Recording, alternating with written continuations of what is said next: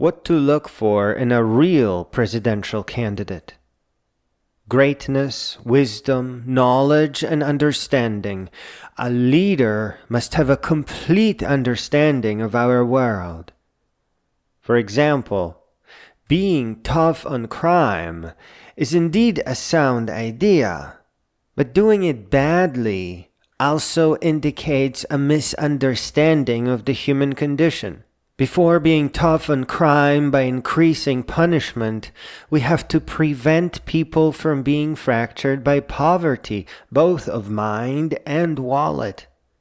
This means education must be made more effective. It is not very effective right now. By using computers, we can ensure a personal experience, and by adding artificial intelligence such as we have today, we can make a perfect educational experience.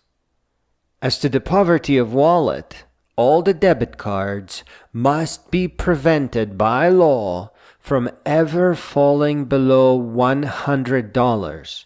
If balance is less than $100, then it will reset back to $100 at midnight. This is an important part of a well-thought-out mechanism. Here we slow a person down to withdrawing only $100 per day, meaning that they can only withdraw a maximum of $3.5 million in a lifetime. This is also the price of doing business with money, of blindly bailing out banks, and having a street named Wall. The $100 is indexed to inflation. It will always allow for more than enough money. The system of debit cards is already in place. It's an easy software change to institute, and it will only take a couple of years. This isn't just about having money. Above all, this is about human dignity. But also, it is designed to keep politicians honest.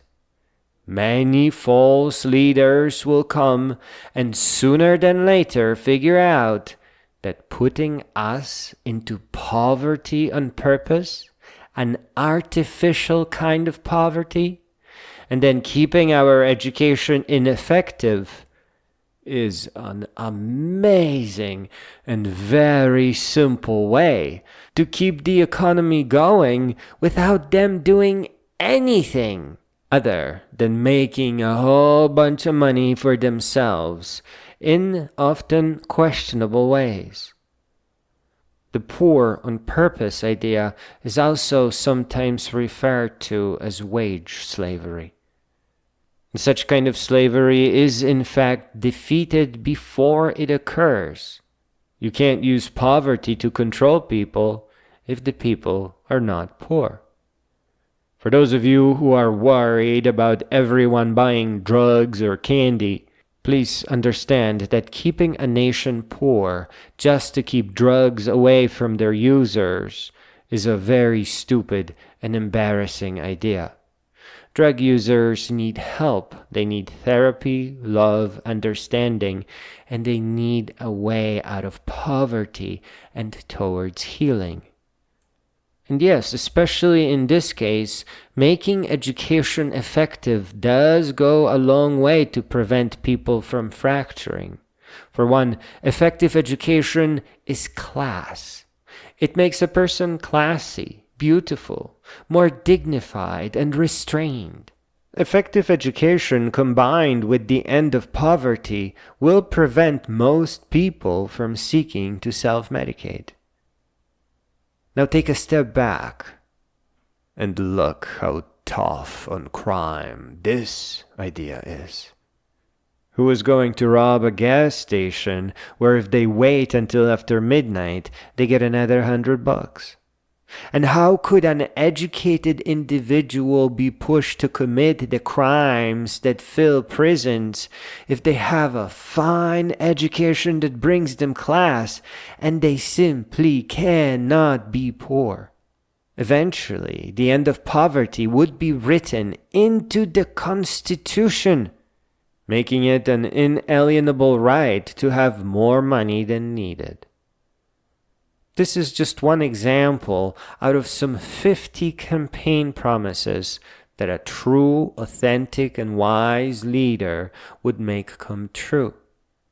But elimination of poverty of mind is probably one of the most powerful and profound changes.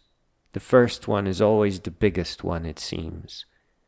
The countless many narrated books and great student exchange programs that schools become teach the children that knowledge is not power, because power is for fools.